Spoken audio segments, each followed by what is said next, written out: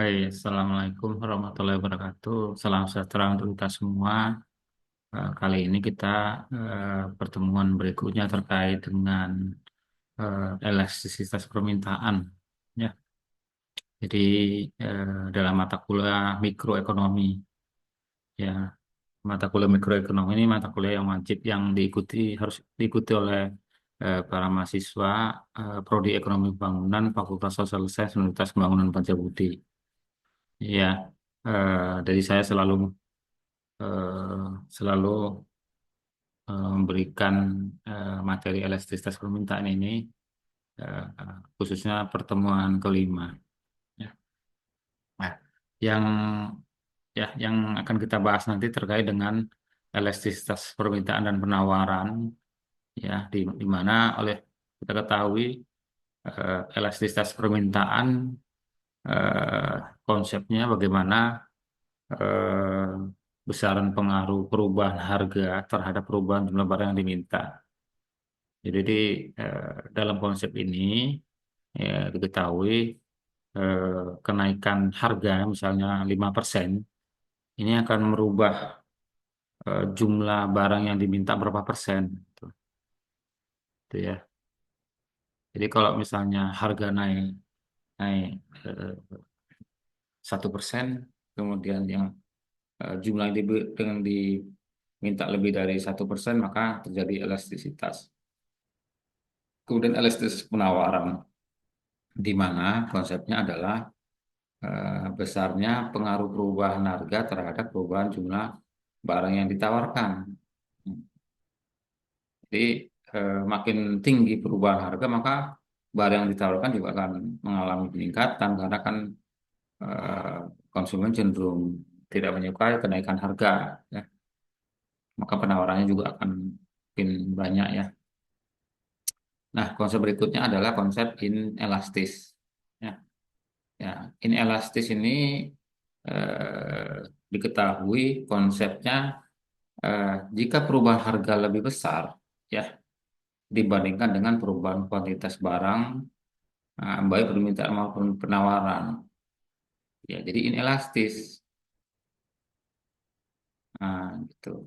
Jadi inelastis ini kalau misalnya harga harga harga itu naik misalnya 10%, maka permintaannya itu eh, di bawah 10%, yaitu sekitar 5%, gitu ya.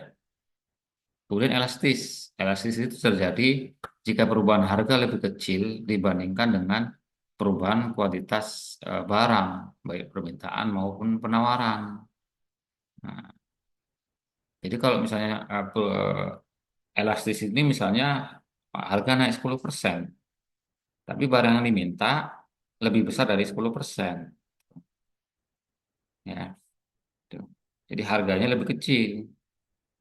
Nah, jadi kalau misalnya harganya itu naik 10%, maka jumlah permintaan, kuantitas permintaan maupun penawaran akan meningkat sebesar lebih dari 10%, misalnya 15% atau 20%. Kemudian elastisitas sempurna. Jika perubahan harga eh, itu sama, ya, ya. Jadi harga naik 10%, ternyata jumlah barang yang diminta juga akan mengalami kenaikan 10%. Ini dikatakan sebagai elastisitas sempurna. Ya. Tapi elastisitas sempurna ini atau inelastis atau elastis nanti kita ada tugas masing-masing, ya, terkait dengan ini. Misalnya mahasiswa bisa mengamati perilaku yang ada di pasar-pasar di dekat tempat tinggal, ya, di dekat tempat tinggal,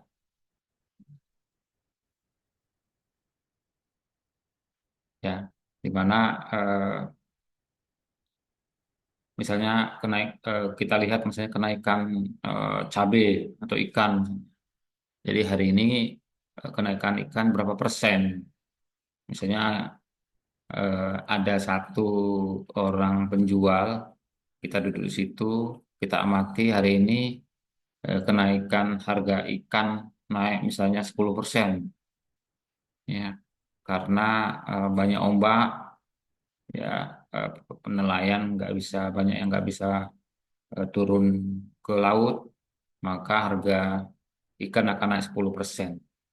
Nah, kemudian dilihat ya dari pagi sampai siang atau sampai sore jualannya itu eh, apakah mengalami kenaikan 10% atau penurunan 10%.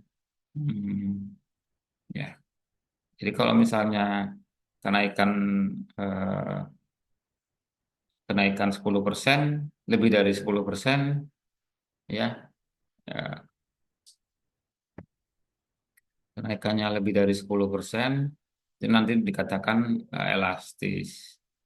Ya, tapi kalau misalnya jumlah harga ikannya itu lebih besar dari permintaan, itu dikatakan inelastis. Atau misalnya eh, harga ikan naik 10%, rupanya yang diminta hari ini yang dijual itu naik juga, atau ya naik sebesar 10% juga, berarti elastisitas sempurna. Ya,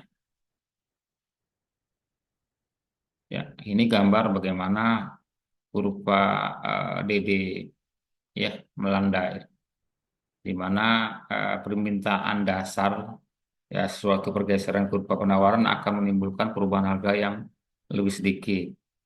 Tapi perubahan jumlah yang diperjualbelikan masih cukup besar. Gitu. Di mana diketahui bahwasannya ini perubahan dari P ke P1, ya perubahan ke PP1, eh, ya ini akan menggeser kurva ke sebelah kiri dari E ke E1 keseimbangannya. Ya, dari kanan ke kiri. Ya, sementara P-nya dari eh, bawah ke atas naik. Ya. Kemudian ini kurva DD curang. Ya, kurva DD curang. Ya, apabila permintaan menurun bentuknya dan curang, pergeseran ke atas kurva penawaran menimbulkan perubahan harga yang lebih besar. Jadi perubahan jumlah yang diperjualbelikan lebih kecil, di mana pergeseran ini nampak ya. Ya harganya yang lebih besar ya. Dari P ke P1 ini meningkat 10%. Tapi permintaannya itu dari E ke E1 itu lebih kecil, lebih kecil dia, ya lebih curam, lebih kecil ya. Nah, ini biasanya yang nggak bagus ini ya, kenaikan harga lebih tinggi. Akhirnya permintaannya juga akan mengalami penurunan. Kemudian kita lihat bagaimana koefisien elastisitas permintaan, ya, di mana koefisien ini terjadi adalah perbandingan antara eh, persentase perubahan terhadap barang yang diminta dengan persentase perubahan harga, ya. Jadi elastisis ED, lambangnya ED, di mana ED itu elastisitas demand. Jadi konsep rumusnya itu dikatakan di mana koefisien elastisitas permintaan adalah suatu angka penunjuk ya yang menggambarkan sampai seberapa besar ya perubahan jumlah barang yang diminta dibandingkan dengan harga. Ya.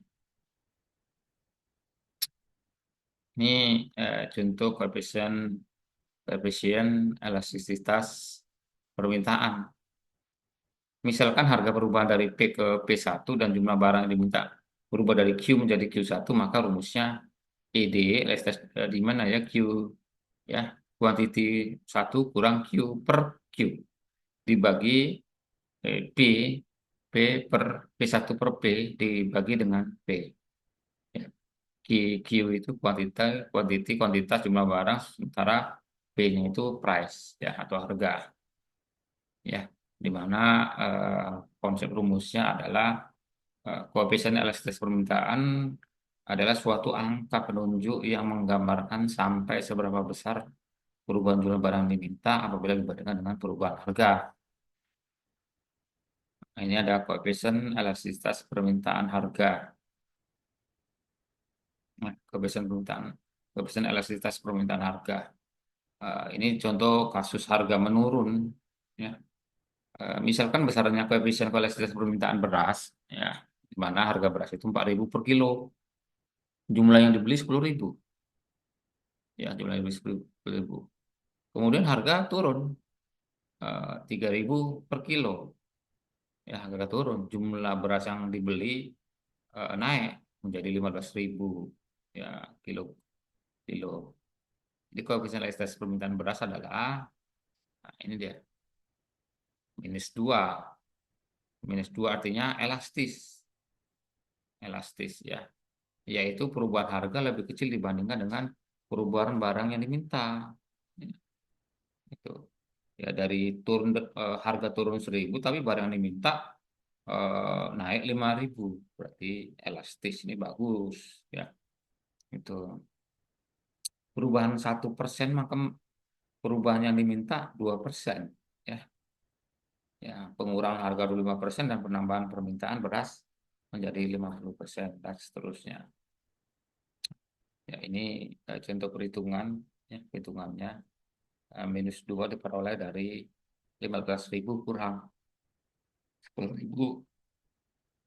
10.000 dibagi 10.000, 3.000 kurang 4.000 dibagi 4.000, ya, kemudian eh, 5.000 dibagi 10.000 dikurang -1.000 dibagi 4.000, setengah dibagi 1/4 sama dengan -2. Dikatakan elastis. Ya, ini dikatakan elastis. Nah, ini kasus harga meningkat. Hmm,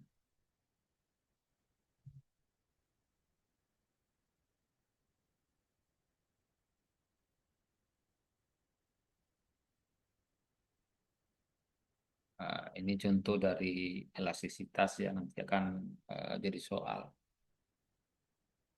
Ini contoh kebiasaan elastisitas yang disempurnakan, nah, ya, di mana ini cara yang pertama nilainya -2 dan kedua nilainya -1, berbeda hasil namun maknanya sama. Ya.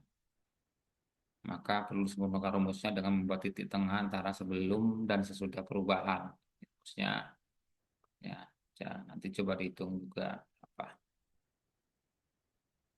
Nah, ini contoh coefficient elastisitas permintaan harga. Ini minusnya ya minus min min 1,4 ya, di mana harga 15, kuantitas 15.000 kurang 10, kemudian harga 3.000 kurang 4.000, dan hasilnya 5.000 dibagi 12.500 dan -100 dibagi 350, maka 2/5 dibagi dengan -2/7 menjadi -1,4. Ini koefisiennya elastis ya, menggunakan rumus titik tengah ya, elastis R ya. Nah, nah, dalam hal ini, ya, dalam hal ini kita ketahui eh, bahwasanya elastisitas ini terjadi akibat ada perubahan dari harga-harga, ya. Saya ulangi lagi, ya, saya ulangi lagi ya, di mana ya, perubahan dari elastisitas permintaan ini akan menggambarkan perubahan dari jumlah barang yang diminta. Nah, dalam hal ini coba masing-masing kita ketahui dari ketiga elastisitas ini, coba nanti direnungkan, dipelajari, ya, mana yang lebih baik, inelastis, elastis, atau elastisitas sempurna, ya, ya. Kita ketahui misalnya, ya, inelastis itu terjadi jika perubahan harga, ya, lebih besar dari perubahan kuantitas yang diminta.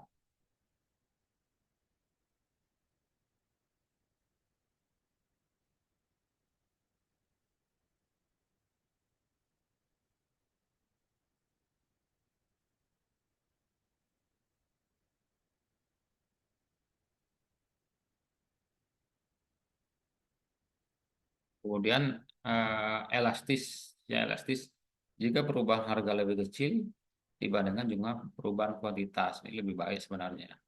Nah, elastisitas sempurna ini ya sama saja, perubahan harga dan perubahan permintaan juga sama, ya. Oke. Nah, ini Sebenarnya lebih baik ini ya, lebih baik karena perubahan yang diminta lebih besar dibandingkan eh, perubahan dari harga. Sementara di sini perubahan harga lebih tinggi dibandingkan dengan perubahan yang diminta. Ya, slopnya. Dia langkah bagusnya eh, dia landai ya, landai. Landai ini menggambarkan perubahan walaupun perubahan harga sedikit, tapi permintaan tetap banyak. Baik, sampai di sini pertemuan kita. Kita lanjutkan pertemuan berikutnya dengan mikroekonomi, dengan tema-tema eh, yang lain.